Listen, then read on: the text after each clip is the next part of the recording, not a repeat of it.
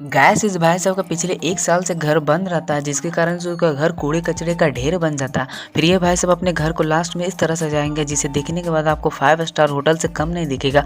उससे पहले आप माओ के लिए तो सभी वीडियो को एक लाइक करते, पिता के लिए इस वीडियो को देखते हैं कौन कौन लाइक करता, कॉमेंट में अपना प्यारा सा नाम जरूर लिखे। तो ये भाई साहब अपने घर को अट्रैक्ट बनाने के लिए वो सारी मटेरियल का आवश्यकता होता है घर में, तो वो लगाने लगता है। तो फाइनली जब बन के तैयार हो जाए भाई साहब अपने घर को सुंदर दिखने के लिए जो घरों में मटेरियल की आवश्यकता होती है घर में सुंदर बनाने के लिए, वो लगाने में लग जाते हैं ताकि उनका घर सुंदर दिखे।